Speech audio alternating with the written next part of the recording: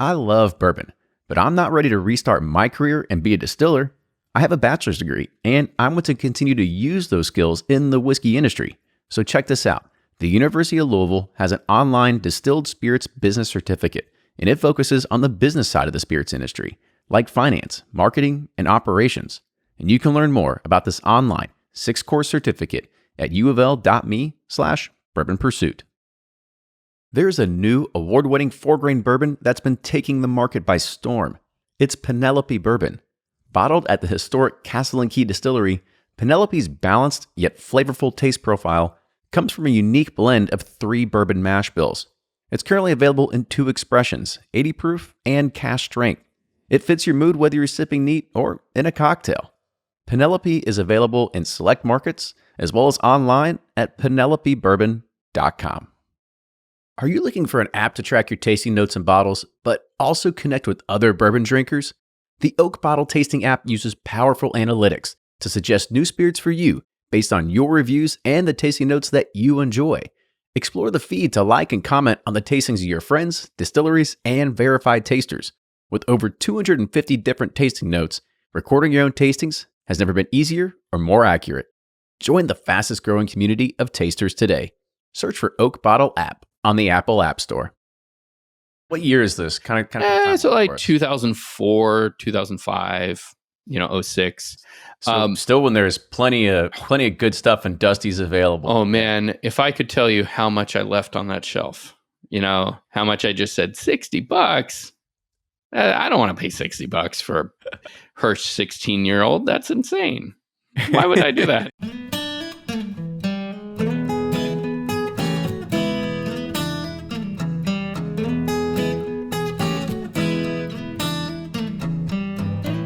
This is episode 271 of Bourbon Pursuit, the podcast featuring news, reviews, and interviews with people making the bourbon whiskey industry happen.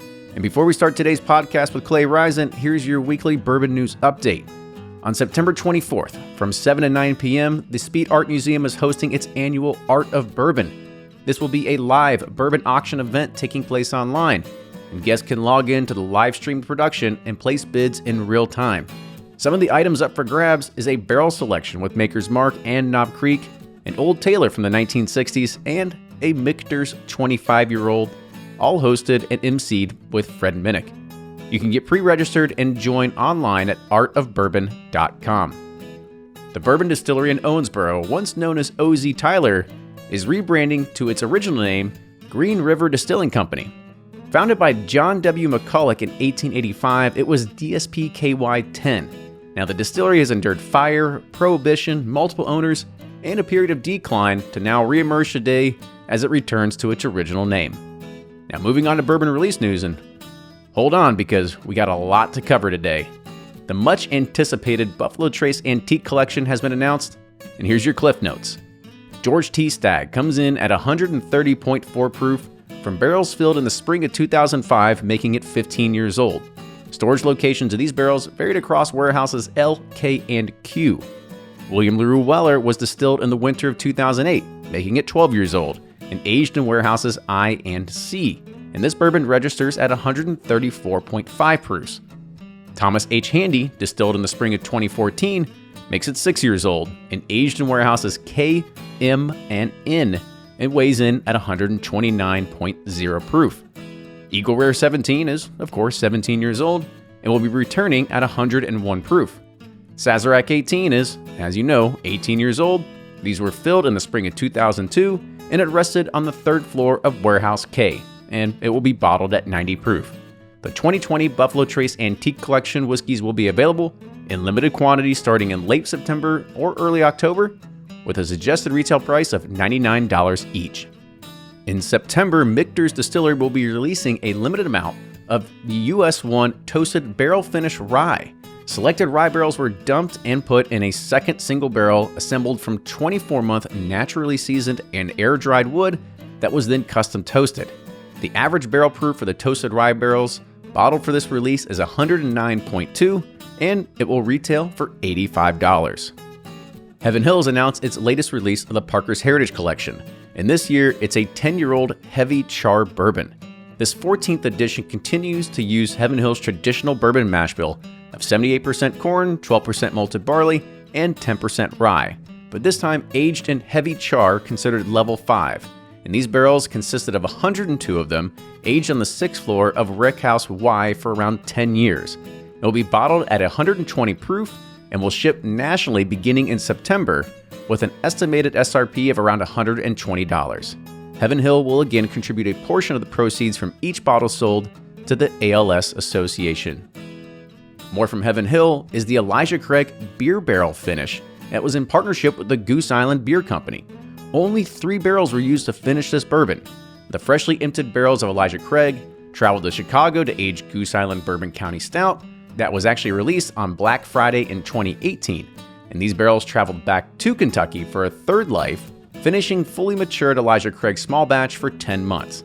They are bottled in the traditional Elijah Craig 200 ml packaging, or better known as the Elijah Craig Grenades, at 94 proof, and there's a virtual tasting experience that retails for $39.99. Now moving on to Brown-Forman, King of Kentucky is returning with its 3rd edition. King of Kentucky was established in 1881 as a Kentucky straight bourbon whiskey. Brown-Forman acquired the brand in 1936 from selected Kentucky distillers, and by 1940 had converted it to a blended whiskey until it was discontinued in 1968. In 2018, Brown-Forman revived the lapsed label, paying homage to the brand's past. Historically only available in Kentucky, this year's expression will also be available in limited quantities in select markets in Illinois and Ohio. The 2020 expression will be 14 years old, will produce around 2,200 bottles with a suggested retail price of $250. Woodford Reserve is releasing its newest Woodford Reserve 4-grain, which is a blend of 4 types of Woodford: Woodford Bourbon, Woodford Rye, Woodford Malt, and Woodford Wheat Whiskey. This is part of the annual Distilleries series, which Master Distiller Chris Morris created to highlight Woodford Reserve's creative line of complex offering. This 375 milliliter expression costs $50 a bottle, $49.99, and is available via curbside pickup at the Woodford Reserve Distillery starting on Wednesday, September 16th, and orders can be placed online, but it will also be available in small quantities at Kentucky retailers. And lastly, the Basil Hayden 10-year featuring Jim Beam's High Rye recipe is making its annual return to shelves nationwide, of course in limited quantities with a suggested retail price of $70. Whew, that was a lot of bourbon release news. So for today's podcast, we talked to Clay Risen, and he's not new to the bourbon scene. He's written a ton of articles and books, but he somehow narrowly escaped being a guest on this podcast. We talk about some of his past book, but we also want to touch on his newest book, The Impossible Collection of Whiskey, the 100 Most Exceptional and Collectible Whiskey Bottles. And this will be coming out in October of 2020, so start bookmarking it now for your future reading endeavors. And so, of course, we talk about chasing unicorns and the stories that those paths have taken. Don't forget to tell your friends about the podcast. Lots of people are finding out that they love bourbon more and more every day. We want to make sure they're in tune, just like you. Barrel Bourbon continues to push the envelope of its award-winning products: bourbon, American whiskey, rye, rum, and so much more. And you can see firsthand for yourself by going online and ordering a bottle. Go to barrelbourbon.com and get it delivered today. With that, enjoy today's episode, and here's Fred Minnick with Above the Char. I'm Fred Minnick, and this is Above the Char. About 12 years ago, I was in Cognac, France, part of a group testing out new glassware, to find out what was the best glass to sip cognac out of. And during that time, we discussed all types of things that you do when you're together with a bunch of professionals. And the one thing we found ourselves doing was analyzing and comparing cognac to Kentucky bourbon. 12 years ago, the cognac industry was in absolute jealousy of bourbon. They looked at the Kentucky Bourbon Trail and the fan groups that were coming from all over the world to visit distilleries. They looked at that and they said, why can't we do that? And here's the thing, there's unity in cognac, but there's also division. One distillery hates another. One old French family hasn't talked to another one since, some type of family feud in the 1820s. And that division has always kept cognac from coming together and competing against bourbon on like the tourism stage.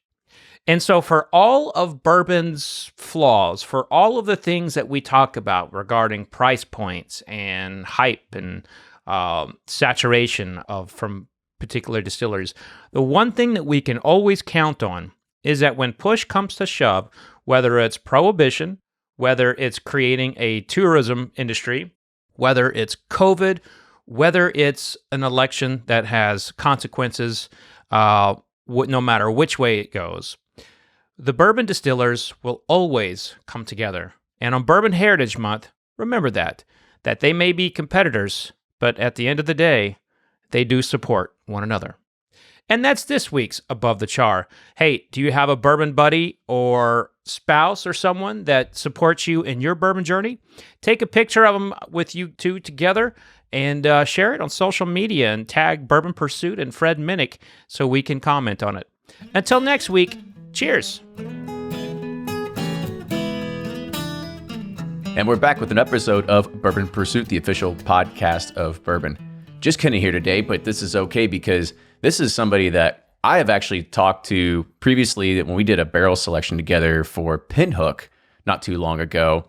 And somebody that I've admired for a long time, one of the well-known whiskey writers for a while. And it'll be kind of interesting to kind of understand more about his background, how he got into this sort of world as well, and his new book that's going to be coming out. Plus, we're going to probably go in a few different directions because he's got a fun new job title that we might have to dive into a little bit. So. Yeah, absolutely.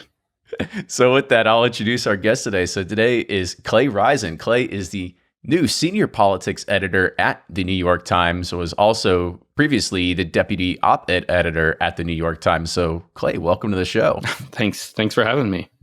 But you're also not new to writing books. I mean, you've written some on whiskey in the past, right? So kind of talk, kind of give us the titles of those before I kind of dive into this. Yeah, sure. So my two previous books were American Whiskey, Bourbon and Rye, Guide to the Nation's Favorite Spirit, which it came out in 2013 and then did an update for it at the end of 2015. So that's kind of due for a new edition.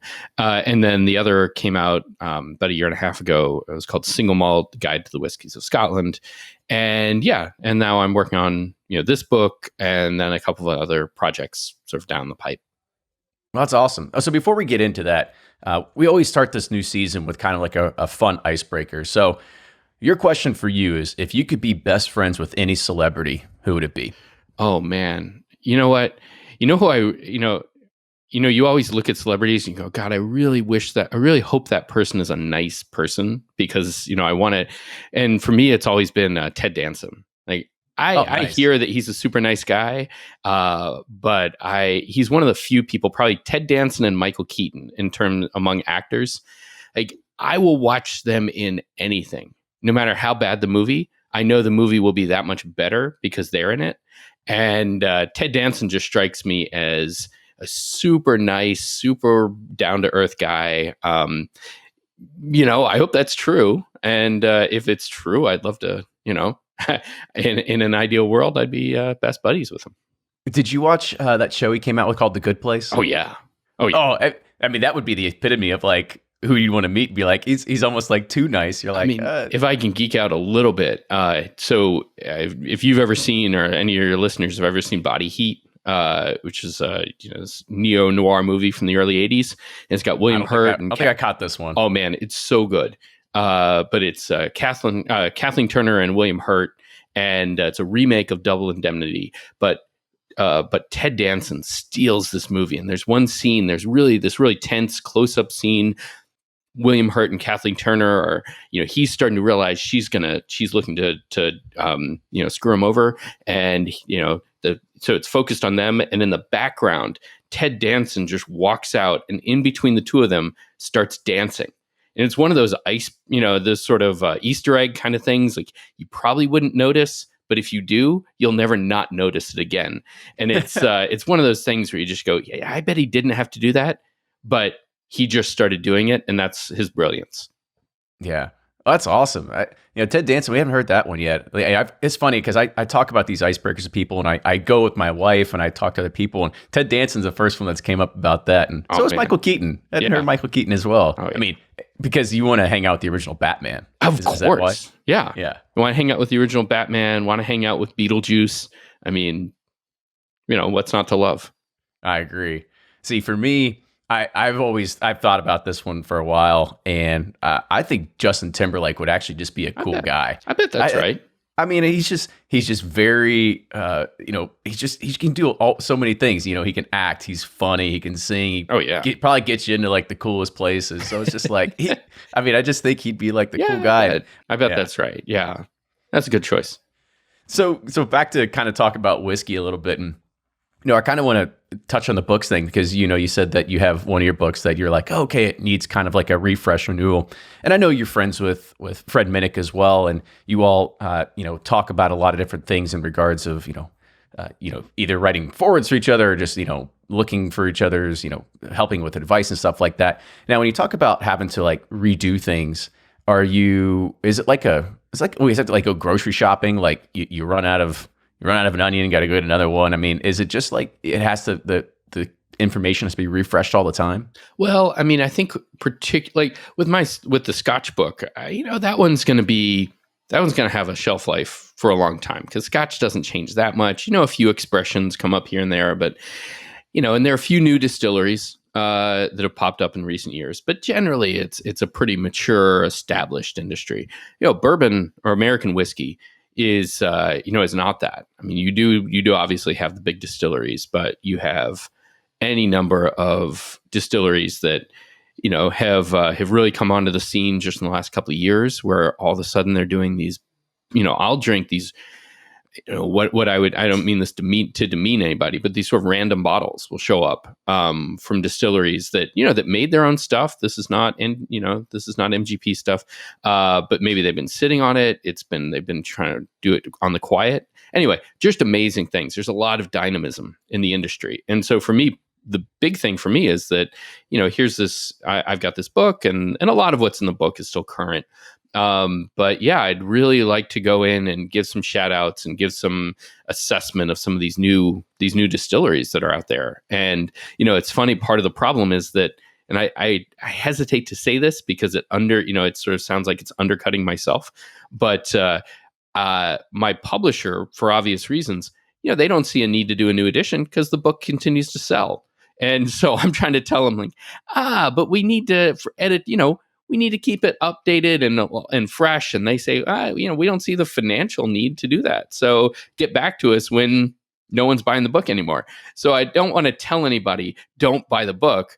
But, if you don't buy the book, it's more likely I'll update it at some point. So, it's kind of a weird paradox to be caught in. I would imagine that I'm in the tech side. And so writing a book in tech means that it's obsolete in like 6 months to a year. And so I would imagine that it starts getting that way with whiskey eventually, because there are so many every year. There's so many new releases. And as you mentioned, there's craft distillers and so many people coming on the scene. If you were writing about Wilderness Trail 2 years ago, odds are their product is a lot different than it is today. So you've got to change gradings. You got to change all this stuff, because when you're going from something that's a 4-year product to a 6-year product, it's going to be completely different. Absolutely. And I always intended my book to be sort of for the interested and somewhat informed newcomer.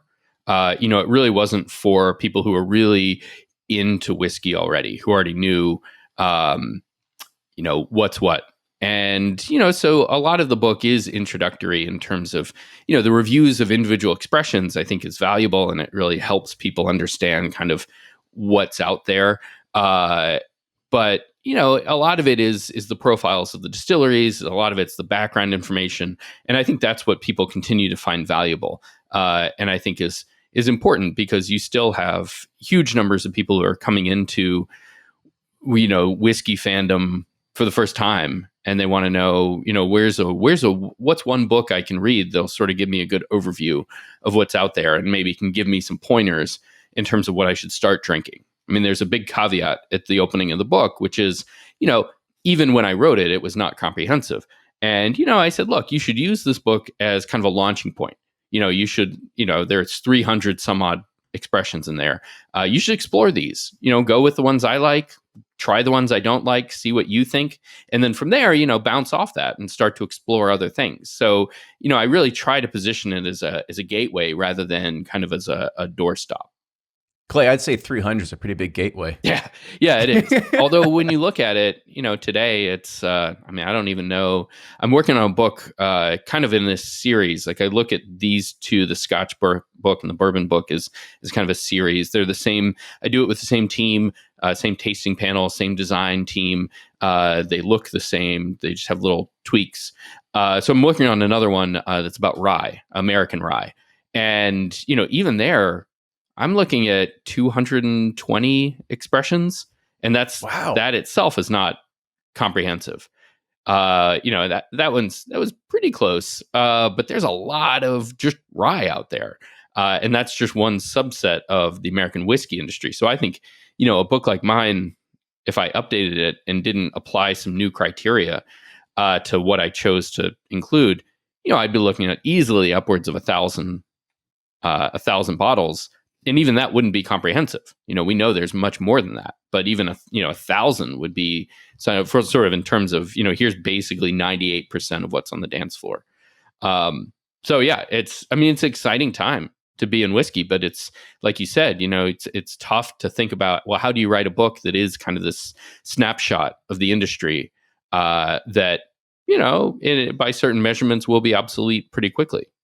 And I guess to kind of follow on with that is when you think about the rye category and you think about just American rye, like we're not even talking like the stuff that's imported from Canada that people rebottle and stuff like that. But when you do look at, you said over like 200 expressions or something like that of rye. I mean, I'm going to ask how, because there's MGP that is like this big monstrosity that supplies, it seems like 75% of what's on the shelf today. Yeah. A lot of it is, when I do write it, a lot of it will have to be come with an asterisk or a caveat that, this obviously I would say this is MGP or this is sourced if I don't know what the source is. But, these days people are more transparent than they used to be about what's in the bottle. That said, I think that the better people, distilleries who are drawing on MGP, are doing it in a very conscientious way. They're really trying to blend mash bill or, blend expressions rather than just sort of take whatever MGP gives them. So all that has to be noted. But I'll tell you, there are a lot more distilleries who are making their own rye. And I'm surprised because I'm not a distiller, but I've always been told rye is a heck of a thing to work with. But I think that, if I could just sort of take it on the surface, like, I think that's a measure of the kind of the rapid growth in skills among distillers out there, that you get these distilleries that, maybe they started making gin, then they started making bourbon, and now they're tackling rye. The flip side is rye ages really well at a young age, or, it doesn't take long to make a pretty tasty rye. There's tons of 2-year-old rye out there that's really good. There's not that much 2-year-old bourbon that's that good. Oh, no. And, on the topic of being really sticky to work with, I can tell you from personal experience, I remember being at New Riff early days, and they were sitting there and they had rye in the fermentation tanks, and it just was spilling out like it was like just like bread going over the sides, and it just kept going, and they were just hosing it down, trying to get rid of it. And so they do say it's a really sticky kind of thing to work with. Yeah, there. It's like working with bubble gum. So a question for you is that if you are looking at some of these ryes that, of course, I totally agree that you are in a good category, that if you have a 4-year rye, odds are it's going to taste a lot better than your 4-year bourbon. What are some of those ones that you've been kind of privy to that you want to kind of share some secrets? Well, you said New Riff, New Riff kills it. Their rye is fantastic. And I think Wilderness Trail, is doing really well. That kind of young, relatively new distillery that just, Peerless is really good. They're just places that I think had the number really early about this is what you've got. And obviously those people are, though the distilleries are new, they brought some, a pretty good game to begin with. The right people behind it, a good amount of capital. They weren't rushing product out. So it's not surprising that they've got really good stuff. I really like the Balcones rye, which has been out for a little while, but is also a young rye, and was something that they did after doing all their other stuff, and it's really kind of a post Chip Tate project. I think it tastes fantastic. It's very different from the stuff coming out of Kentucky, but I also think that that's one of the things that's really exciting about rye is it's obviously everyone has their house flavor, their house profile when it comes to bourbon. But if you're a neophyte, if you're not really a whiskey person, I just think that you're going to taste a lot more nuance and difference when it comes to rye than you will necessarily with bourbon. Like there's, bourbon mash bills you and I can tell the difference, and we all can sort of assess what's this and that. But for me, rye just, depending on who makes it, depending on, I just think the mash bills taste very different. Age has a huge impact from, that early, 2 to 4 years. So I just think there's a lot of potential there for rye to be a category that, even though it's very specific, rye whiskey, there's a lot of potential for differentiation in rye that, we can argue about whether it's there with bourbon, but I think it's definitely there with rye. And it's kind of funny that rye still doesn't get the love and attention that bourbon gets today. I mean, when you go to the store and you've got bourbon. I mean, it's just like they have all the signs, and then like over here, like, okay, and here's everything with a green label to signify rye. Yeah. I mean, I think it's still something that people are learning about. It does have the stigma of being spicy. And, again, that's a term of art that, you and I know means a particular thing. Other people think, well, I don't like hot peppers, so I'm not going to, it's not that kind of spicy necessarily. But, it falls in that category, or in that type of categories like mezcal, like peated scotch, where people just kind of assume the max. Oh, rye is spicy. Oh, this is going to be a spice bomb. Well, great ryes cover run the gamut, and you've got ryes that are so silky smooth, but people are turned off by kind of the first words they hear. In the same way that people think, oh, mezcal's really spicy, really smoky and That's robust. exactly what I was going to say. Yeah, it's like, well, yes, it is, but great mezcal is all over the place. It just has a wide range. Peated scotch, same thing. German Riesling. Everyone thinks, German Riesling tastes like sucking on a sugar ball. Well, it doesn't necessarily. Some of it does, but some of it's very dry and very approachable. So I just think rye has to get over that. And it is. I think that's where you see all, some pretty significant growth rates. You see all these distilleries really not just doing rye as an adjunct, like, oh, well, we've got also, we're also doing rye, like, but bourbon is still our thing. You see a lot more places saying, no, rye is our jam. Yeah. And so let's roll back the clocks a little bit here. How did you become that de facto whiskey guy? I mean, was this something that like you latched onto early on in your career and you liked it, started writing about it, or was it like New York Times, like, hey, we need somebody that knows whiskey? I mean, it's a little bit of all that. So I was, probably through the 2000s. I grew up in Nashville, and even when I moved away, I ended up spending a lot of time back home.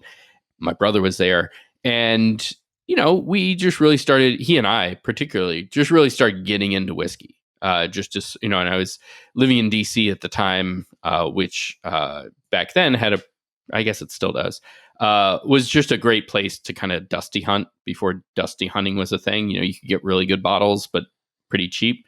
Nashville was the same way. And so, we just had access to a lot of really good stuff early on. We would drive up into Kentucky, visit all the distilleries. And so it started off as just this, it's the same story that everyone has, is sort of how do you get into being a fan? What year is this? Kind of so like 2004, 2005, 06. So still when there's plenty of good stuff and Dusty's available. Oh man, if I could tell you how much I left on that shelf, how much I just said, $60. I don't want to pay $60 for a Hirsch 16-year-old. That's insane. Why would I do that? Oh man. So, but then, so I like one of the great things about being a journalist and having, sort of, I've got my feet planted at, as an editor in certain places, but always able to, freelance or write about what I'm interested in.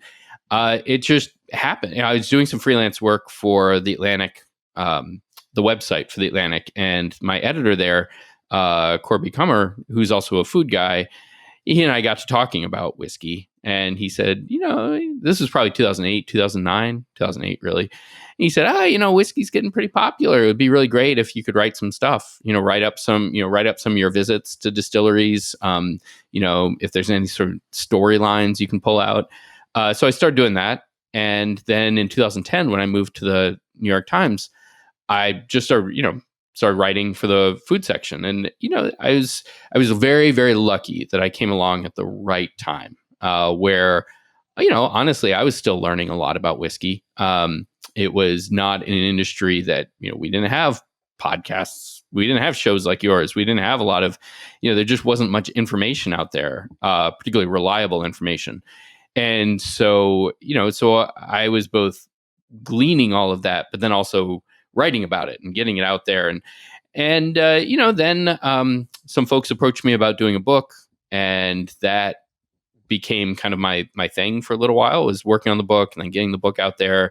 But then that fed, that sort of established me in a certain place. And then that fed my journalism, which fed the need to do another book, which, became this kind of, sort of virtuous cycle. And here I am. But it's fun. I mean, it's very different from what I do in my, quote unquote day job. And that's pretty sustaining for me, to kind of do politics editing and, really work on news during the day, or, in the main, but then also, in the evenings, or, for little cutaways like this, to focus on whiskey. We all need that break. Yeah.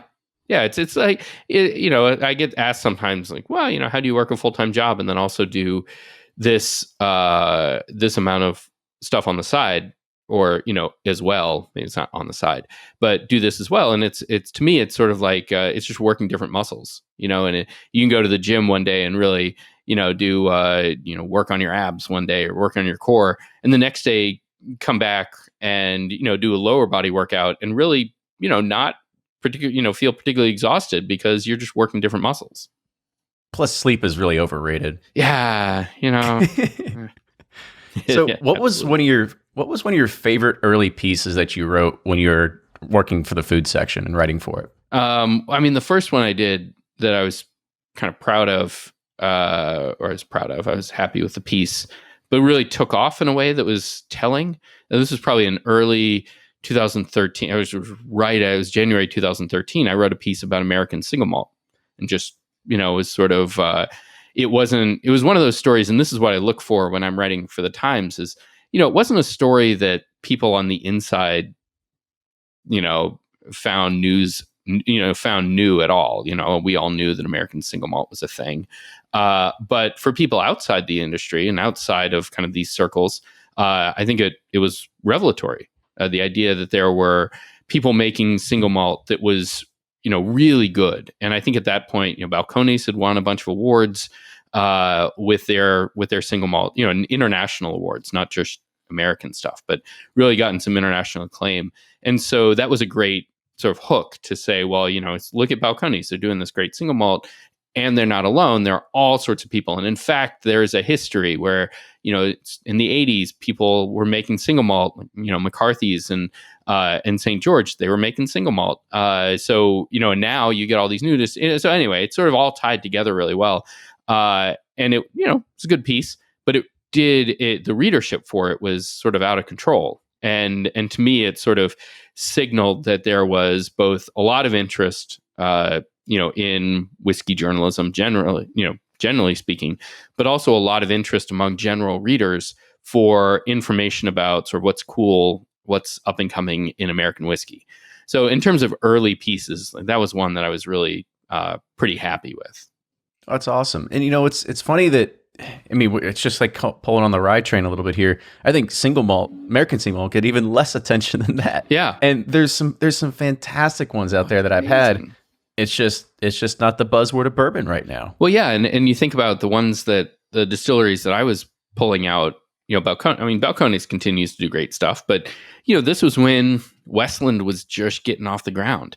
And now if you were to go back and write that piece, you'd write it all about Westland. Or maybe, or some other folks who have come along even more recently.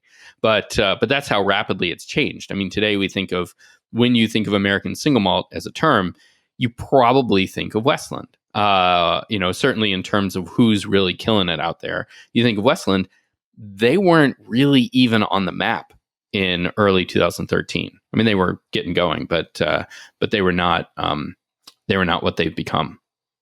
So let's switch gears a little bit because I think we're going to make people really jealous.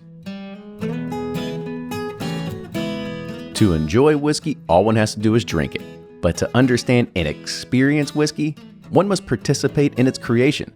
And for over 20 years, the Thousand Oaks Barrel Company has been supplying kits to do just that, including personalized oak barrels, ranging from 1 to 20 liters in size to custom age your own spirits or cocktails. But they now have their newest kit, called the Whiskey Experience. And this complete kit allows you to make, age, and taste your own whiskey. The whole package comes with a new American white oak barrel that's 1 or 2 liters in size and includes everything that you need to make 10 different styles of whiskey from around the world, including American whiskey, Irish, Scottish, Japanese, and Canadian. So, are you ready to take the journey? Visit 1000oaksbarrel.com, which is number 1000oaksbarrel.com, and use code BP2020 to get 10% off your very own Whiskey Experience kit. What do you get if you mix Seattle craft, Texas heritage, and Scottish know-how? That's 2 Bar Spirits. 2 Bar Spirits traces its roots to a ranch in rural Texas run by the founder, Nathan Kaiser's family for 6 generations. Nathan grew up on the ranch with stories of relatives bootlegging moonshine. And after moving into Seattle, he wanted to keep the family tradition alive, and he opened 2 Bar Spirits in 2012. They're a very traditional distillery, making everything from scratch, and each day starts by milling 1,000 pounds of grain. Their entire product lineup consists of only 2 whiskeys, their moonshine and the only bourbon made in Seattle. Both bottles are being featured in Rackhouse Whiskey Club's next box. Rackhouse Whiskey Club is a Whiskey of the Month club, and they're on a mission to uncover the best flavors and stories that craft distilleries across the U.S. have to offer. Rackhouse ships out 2 of the featured distillery's finest bottles, along with some cool merchandise in a box delivered to your door every 2 months. Go to rackhousewhiskeyclub.com to check it out and try some 2 Bar for yourself. Use code PURSUIT for $25 off your first box. So let's switch gears a little bit because I think we're going to make people really jealous, considering that you have a new book coming out called The Impossible Collection of Whiskey, the 100 Most Exceptional and Collectible Bottles. So out of the 100 that are in there, did you try every single one of them? No, I wish, man. I mean, these, this is the background of the story is, so the publisher Asseline is it's a company that makes really beautiful, large format, high-end books. And they have, they do all kinds of things, but they have a series, it's the Impossible series. And basically they get people, like myself, to kind of curate a list, kind of a dream list of 100 whatevers. So there's a cigar book. So someone who really knows cigars, he picked 100 cigars that he would love to have in his collection. And there are a couple of wine books. There's an American wine book. There's a general wine book. And so, my task here was, they approached me because, I have tried many of the whiskeys that are in my list, but the idea was not to say, well, of the ones you have tasted, what is on this list. It's more like, what is your dream list of anything? So, we've got the 1926 Macallans on there that are have recently set all kinds of records at auction. You've got black Bowmore, white Bowmore, gold Bowmore. These are bottles, or there are only a couple of them left in existence. And but would I want them in my dream collection? No doubt, of course I would. So that it was a lot of fun, and I got to say that coming up with a list of 50 was relatively easy. Like what are the 50 bottles that have to be in there? And then the next 100, so getting up to 150 was a little harder, but then the hardest thing was paring back from 150 to 100, and particularly from like 115 to 100, because, it's kind of arbitrary at a certain point. They gave me a lot of room to bring my own idiosyncrasies into it. So, there are bottles on there that, at the end of the day, they're not going to fetch the kind of auction prices that, say, Black Bowmore does. But they're things that, are important to me and my kind of worldview. I included the, Elmer T. Lee 100-year, his centennial bottle. Is it very recent release too? Very recent release. Is it, will time test that one as a bottle that needs to be on a list? I mean, I don't know. Would anyone else pick that bottle? I don't know. But to me, he's such an important figure. Elmer T. Lee, the bottle, the expression is really important. And the bottle, I think that centennial release tells a really important story. It tells an important story about Buffalo Trace. It tells an important story about American whiskey, and and it is a fantastic whiskey. So I want to say that the list is 99% of 99%. Let's say 90% of what's in that list is hopefully is not people wouldn't really argue with me. But I definitely included a few in there that are idiosyncratic, because that's just where my interests are. I also included, there's a smattering of non-Scotch, non-Japanese, international stuff, because I think that's a place where we are going to see a lot of change over the next, generation or two, where we're going to have global whiskey will really come into its own. Particularly stuff coming, we know all this, right? Coming out of Taiwan, India, Australia. These are places where you've got some pretty fantastic distilling going on, and going into the future, there's no reason not to believe that it's just going to get a lot better. So I included those as sort of almost just flags to say, okay, keep an eye on Kavalan, keep an eye on Amrut, because these are great whiskeys, and in the future they're going to be that much better. So I'm always just like buried deep into bourbon, and I can't even get my head above the water with bourbon. How are you able to sit there and start venturing around to, Scotches and Japanese and all these other kinds of things? Because people have always said, like, why don't you start Scotch Pursuit and, Wine Pursuit? And I mean, we could do pursuits for everything, but I'm just like, I don't have the time and the day to figure it all out. Yeah. I mean, fortunately I had done my Scotch book, so I feel like, I know Scotch pretty well. Certainly know the American whiskey scene pretty well. I mean, Japanese whiskey was a challenge for me, just because that's an area where I was probably not as, I know what the good bottles are. I know who the right distilleries are. I know the stories, but just in terms of telling a fine grained story, and actually, which bottles of Kurosawa need to be on this list and which ones, don't, which of Ichiro's whiskeys need to be on the list and which ones don't. That took a little bit of time. For other places, it was a little bit, look, just to be honest, the luxury offerings are not that numerous. So it was relatively easy to pick out, which Kavalan should I include? What Australian whiskey should I include? They're not that many. Hopefully that, there will be, but, so that made it a little easier. Irish whiskey was another one that I feel like I needed to bone up a lot on, in terms of, I know the scene, I know the people. It's not, there aren't at the moment, there aren't that many, kind of established distilleries. Nevertheless, trying to figure out, well, if I wanted to include 4 or 5 Irish whiskeys on this list, which ones? Well, that's something I really need to dig down into. But it helped that I knew kind of off the top of my head which bourbons I wanted to include, which bourbons and which ryes I wanted to include. That said, winnowing that list down was really tough. That's where the tough work comes in. Yeah. When you were including the bourbons, I mean, were there like certain vintages that you looked at? Be like, oh yes, the 1967 very, very old Fitzgerald that came in this one Yeah. not even, it was a pint. Yeah, Like the very, how'd you very come to old those? Fitzgerald that was bottled for the what's her name's for the it has the Black Hawk on it. Oh yes, the, Yeah. the ice hockey NHL. Yeah, championship. right. I included that very specific one because I wanted to tell that story.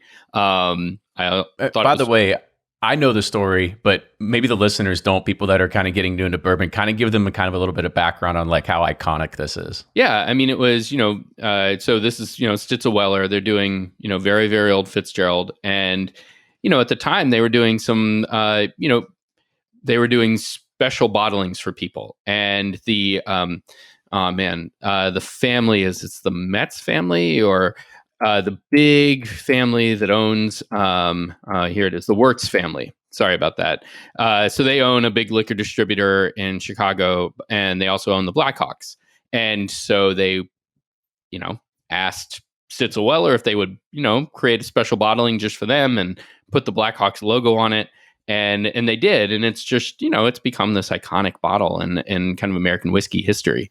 Yeah, I mean, I did that, like old, National Distillers era, Old Grandad, old, 60s, early 70s Wild Turkey.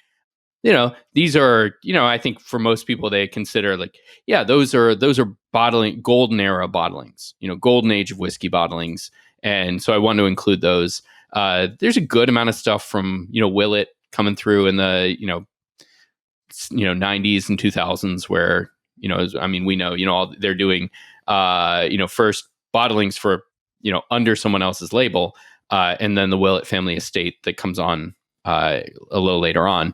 These are also, very specific time periods where you really have to, be very careful. Like, Jefferson's, early Jefferson's, when they were still bottling that Stitzel-Weller stuff they had. But, there was a very particular point in time when Trey ran out of that Stitzel-Weller. And, you have to, and so, as I'm talking to him, talking to other people, really figured out, okay, what, and actually he's not exactly sure when that was. So, you sort of, I had to, had to hedge that a little bit, but also make it clear that the bottle I'm talking about, or the line, the vintages I'm talking about is very specific, so it's not just Jefferson's 18 of any vintage. It's a very specific vintage.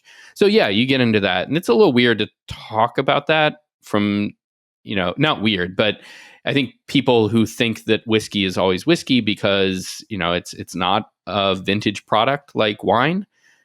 You really have to explain the importance of history and the importance of change and how change happens at distilleries to explain, like, this is why Wild Turkey today tastes very, 101 tastes different today than it did 30, 50 years ago.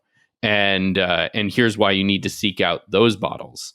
Even though 101's great today. But, whiskey from, 101 from back then is just very special.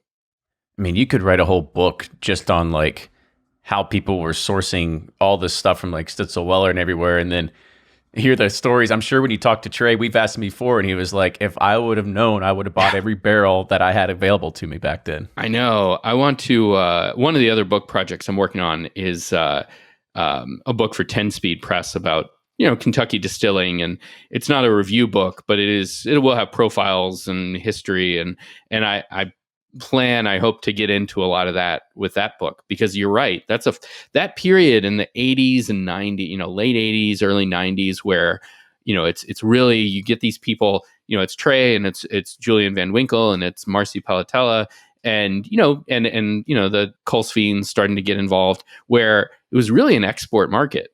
It's really about, well, what can we bottle for Japan? And then, to some extent, what do we bottle for Europe? And, people are starting to get into this stuff in the US and, but it's starting from a very low base. And so how do you approach that? And there wasn't really the sophisticated supply lines and marketing. And so, you get this very small group of people who are really creating and they're separate from what folks like Elmer T. Lee and Booker were doing at the established distilleries, where they're starting to do their small batch and single barrel innovations. Then you also have this kind of smaller, family oriented distilleries that are starting to do all kinds of cool stuff. But you're right. It's they weren't distilling. They were bottling what they had. They were bottling some of these amazing whiskeys that were just sitting out there. And yeah, I mean, I can't imagine if you had gone back in time, if you could go back in time and tell them, like, by the way, what you have, you know, watch. Yeah. Yeah. Hop in the DeLorean and change that real quick. Oh, man. Bring some back. Yeah. I mean, you bring up a really good point with Japan, because that was one of the saving graces of American whiskey, of being able to kind of keep a lot of these distilleries afloat. I mean, you look at something like when Heaven Hill came out with Martin Mills 23 year, that was an export only type of product. That sort of market was really big on high age statements and everything like that. And that's what, I mean, to be fair, that's what kind of also got rid of their old stocks that they couldn't sell here. Yeah. I mean, Marcy Palatella, who created Very Old Saint Nick, she has this really funny story about how when she started, because she was just looking for bourbon to export. She had, was exporting wine and all this, and there was interest from Japanese retailers and Japanese consumers in some old American whiskey. And so she bought, she bought a supply of really old stuff. And the idea was that it was going to be for a Christmas release. And so she just came up with the name. She said, we'll call it Very Old Saint Nick, and I'll draw a picture of, or we'll get, someone to draw a picture of, kind of an old timey Santa Claus, and we'll stick that on the label. And then it was delayed, and they didn't really have it ready until the spring. And so she got back to her suppliers, she got back to her consumers and the retailers and said, look, I'm really sorry. It's called Very Old Saint Nick, but it's, it's kind of this Christmas theme, and I can change it if you want. And they said, look, no one in Japan cares. Like, none of that means anything to them. They just need a good name, and, some cool cover, some cool label art, and no one's going to think too much about it. And it's really about what's inside that matters. And of course, we know this is, sort of became this very quickly, this kind of legendary expression, or a line of expressions. And, but yeah, it's kind of cool to go back and hear those stories and think, not a lot of marketing thought went into it. It was just, here's some good stuff that we know is not going to sell in the US, but God, they want it in Japan. And yeah, of course, eventually it all sort of boomeranged back. Yeah, eventually. And then people would go to trips to Okinawa and load up, and then they put it on their plane back home, and now you see big collections at home. People are now jealous of them. I know. It was one of those, I wish I'd known. We all do. And so I guess that's a good question for you. Like, say that you had like one of your top, you said you took 50 was come up with the easy part. I'm sure figuring out that top 10 was even harder to kind of figure out, like, what is that going to be? Yeah. But I didn't rank them. So that was the saving grace. Like, how would you rank these? Okay, so it's not a click. No, it's kind not of like article. 1 through 100, and this is the best. That would be, on some level, that would be kind of easy, because there are rankings out there, and you can just sort of look and say, okay, well, most people think, Black Bowmore is the best, so I'm just going to put Black Bowmore as the best. But if you're a bourbon fan and you look at this book, that doesn't mean anything to you. And you're asking, well, why isn't, A.H. Hirsch, 16-year-old on there? Why isn't that number one? Because that's what I think is number one. So fortunately, I could kind of sidestep that and just say, here are 100. I'm not going to make a call on what's the best. But I do include in my write-ups, there are certain places where I tip my hat and say, well, Linnell's Red Hook Rye, arguably the best rye ever bottled. I don't know. I've had it. It's amazing. More like people say this is the best. So I'm just going to put that out there for someone to read and, assess on their own. But I'm not going to put that up against some other amazing rye or let alone another, some amazing Scotch and say, well, Linnell's, Red Hook Rye is better than, White Bowmore. That sort of meaningless thing to say. It's apples and oranges sometimes. Absolutely. So let's say, well, we'll try to put you in a scenario to see where your values lie here. So say you had a Black Bowmore, you had a Linnell, and we'll just say something else. How hard would it be to open it nowadays? Would you sit there and look at it and be like, you know what, this whiskey was made to be enjoyed, or you're like, well, it also fetches a pretty good penny at an auction. So I am I deal with this dilemma a lot, because while I did not buy everything I should have back in the day, I did buy a lot, and I'm on the one hand, I will not sell that stuff. Like that's not. I've never thought of it. The only thing I do is, I'm curious sometimes about the, what value it might, what price it might fetch, but I'm never interested. Now, my wife will always say that it's sort of, it's our ballast. It's like, if everything else goes south, we've got that collection, which I guess is probably one way to look at it. At the same time, I am a pack rat, and I am someone who never quite gets around to opening those special bottles, because I'm always like, well, is this occasion special enough to open that bottle? I know. I mean, I know, I'm right there with you. If this bottle means a lot to me, and I'm going to open it someday, but is it, because I've also got this other stuff that's really awesome. And maybe that's more appropriate for the moment. Right. So I end up with this stockpile that it's not going anywhere, but it's also not being opened anytime soon. I figure, look, once we're all out of lockdown and COVID's over, maybe I'll have a bunch of folks over and we'll crack open a bunch of them. That would certainly be maybe just one. Maybe just one. I mean, that would certainly be an occasion. So, yeah. But I do this. Look, I do the same thing with. I'm not much of a wine collector, but I've got some decent bottles of wine. I don't open those. Don't know why. Those actually I have to open at some point because they will turn. But it's just that's just my mind. That's just my mentality. My kind of hang up. It's certainly not the case that I'm. All right, when this bottle hits whatever on the market, I'm gonna dump it. Yeah, and my collection is not. You look at some folks and you look at their bunkers or whatever's sitting behind them on the podcast, and and they'll have a very well organized, like that they have systematically gone through Buffalo Trace and they have collected everything that Buffalo Trace has made that's worth collecting. And I'm not like that. My collection is very haphazard. Why I have one thing and not the other is, I can't explain. I'm kind of with you. We might be in the kind of kindred spirits with that, because whenever I have to take a bottle off the shelf, there's always another bottle that comes in the mail or something like that. And I'm like, well, I don't need to go open one of these right away. Yeah. I'll just hang on to it till whenever. And then my wife comes down and she's like, Kenny, you've got bottles here from like 2012 that are literally, you wrote the date on the back of it. Like, you ever going to open this? I'm like, that's a good question. I'm not too sure. Yeah, exactly. And I don't know what's going to be the reason to do it. And I don't know. So they will all be consumed at one. One thing I did, and this is a funny story. I'll just go off on a tangent for a second. So my daughter's name is Talia, and a distillery in Scotland came out. This was their kind of relaunch, and they came out with some extra age expressions. They came out with a 24-year-old whiskey that they called Talia. So I bought, they didn't release in the US. I had to hunt it down on an auction site, and I bought this bottle. And so I was really excited. Here I've got this Talia whiskey. And so when she's old enough, that's hers. And then my son, his name's Elliot. And, he looks at me with these sad eyes. It's like, well, is there an Elliot whiskey? God, okay. And then, of course, there is, right? There's the Brent Elliott Select. When Brent first got to Four Roses, he came out with his own expression. And I was like, bingo. Okay, I've got that. And I found a bottle of that and, bought it.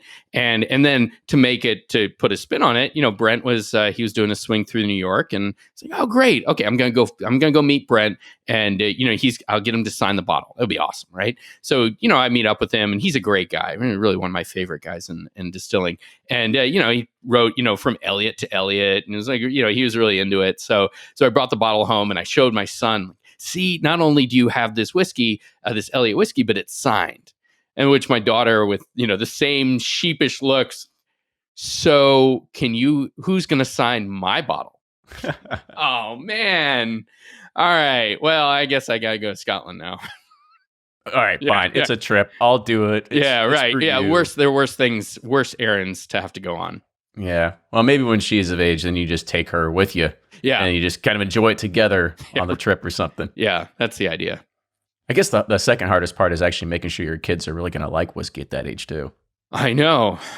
It's, I've been training them well. but obviously by osmosis, just kind of getting them used to the idea of whiskey without actually giving them any whiskey. Yeah, who knows? Who knows? But it's their bottle to do with what they want. And hopefully they will wait until they can appreciate it before they consume it. But we'll see. And so, kind of like last question as we start wrapping up here. Now that you are covering politics, you kind of try to find yourself drinking more whiskey more often to try to drown out everything that happens in this world? I am glad. No. It's more like it makes me just look forward to that glass a little more than I might have in the past. I don't know. It's not really the whiskey itself. It's more like the world of whiskey. And so what I look forward to is, things like this. Like, this is a lot of fun, and doing, interviews with folks, working on my side projects. Like, that's really what I look forward to. I love my day job. I love working on politics, but it's often, that thought of, okay, once I sign off, once I'm done with the day, I'm going to sit down and write out my notes. I had a long call with Drew Kulsveen last week. We kind of just catching up, talking about Willett. And, so I'm going to write, work through my notes from that interview. And like, that's something I can look forward to. It's work, but it's different work. And so that's the thing that that really, makes me smile during the day.